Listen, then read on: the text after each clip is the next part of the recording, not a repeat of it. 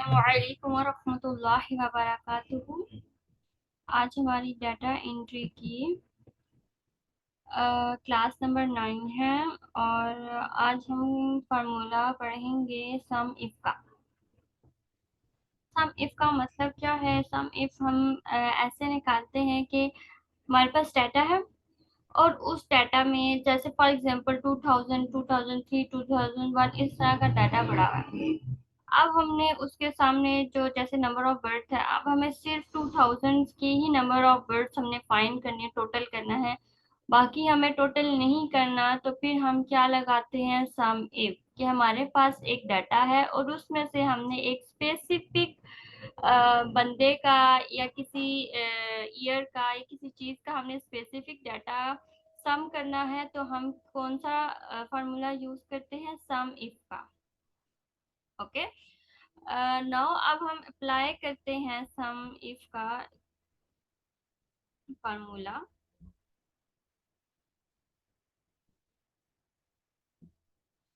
ये मैंने डाटा लिखा हुआ है, ठीक है, आप देख लें। आइटम्स, रीजन और सेल्स को मैं रिमूव कर लेती हूँ। ओके, यहाँ पर हम कर लेते हैं अगेन से रीजन,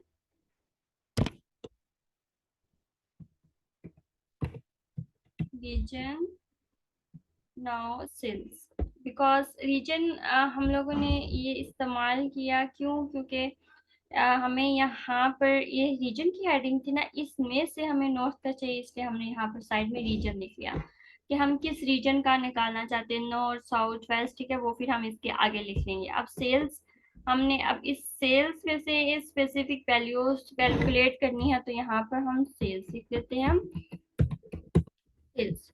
नाउ अब हम यहाँ नॉर्थ, साउथ, वेस्ट, अब हम यहाँ से कौन सा कैलकुलेट करना चाहते हैं? फॉर एग्जांपल मैं साउथ कर लेती हूँ। यहाँ पर मैंने क्या लिखा? साउथ। ओके, नाउ साउथ लिखने के बाद अब यहाँ पर हम सम इफ का फार्मूला यूज करेंगे। इसको मैं थोड़ा जूम कर लेती हूँ ताकि आप लोगों को अच्छे तरह से नजर आए फार्मूला।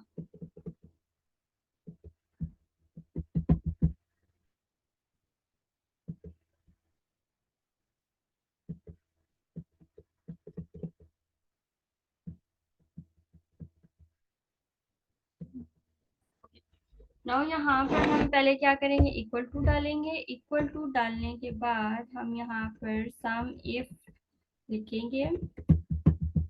आप लोगों को पता होगा हम हर फॉर्मूला यूज करने से पहले इक्वल टू का साइन यूज करते हैं।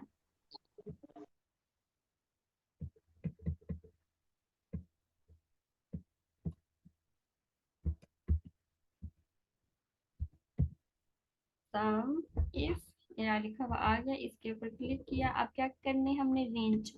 यहाँ पर देखिए इन्होंने कुछ दिया हुआ है, रेंज, क्राइटेरिया और सम रेंज। रेंज का मतलब है कि जो हमारे पास ऐसे इस रेंज में से हम लोगों ने सेलेक्ट करना है, नॉर्थ, साउथ, जो भी है हमें वो चाहिए। हमने क्या कर लेना है? इस वाली रेंज को सिलेक्ट कर लेना है। इसको सिलेक्ट करने के बाद हमने कोमा डालना है। कोमा डालने के बाद क्राइटेरिया चूज करना। अब यहाँ पर हमने लिखा है, इस इधर से भी हम लिख चूज कर सकते हैं या फिर इसके अंदर से भी चूज कर सकते हैं। हमने लिखा हुआ है, जैसे हमने उसके ऊपर क्लिक किया और चूज कर लिया। चूज करने के बाद फिर हमने क्या करा? कोमा डाला।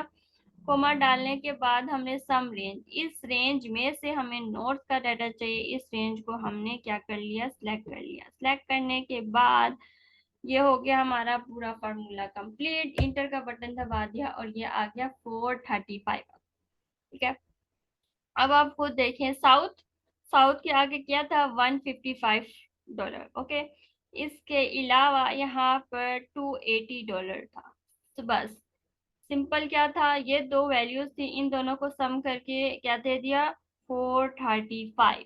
अब आप खुद देखें, 280 और 155 को सम करें तो क्या बनता है?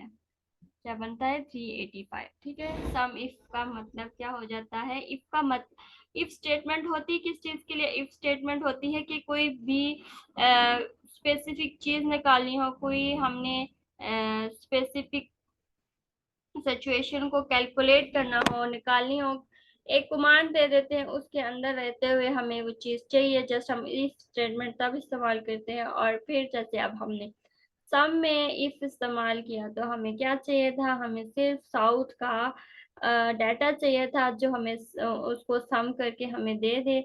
बिकॉज अब हम सिंपल सम का फार्मूला यूज करेंगे, वो तो हमें सारी वैल्यूज का टोटल दे देगा। लेकिन कभी कभार हमारे पास बहुत ज्यादा डाटा होता है और हमें सिर्फ उसमें से स्पेसिफिक, जैसे अब नॉर्थ साउथ बहुत ज्यादा है और हमें उसमें से जैसे कि हमें टास्क दे दिया जाता है फाइवर में और कहीं पर भी, तो हम क्या, और हमें वहां पर इंस्ट्रक्शंस दी हुई होती हैं कि हमें इन सारे डाटा में से सिर्फ इस चीज का सम चाहिए, तो फिर हम सम इफ का फॉर्मूला यूज करते हैं। ओके, नाउ किसी का कोई क्वेश्चन है तो मुझसे पूछ सकता है। और आज का तो इतना ही था कि आज हम सम इफ पढ़ेंगे और बाकी का हम इंशाल्लाह कल पढ़ेंगे। ओके।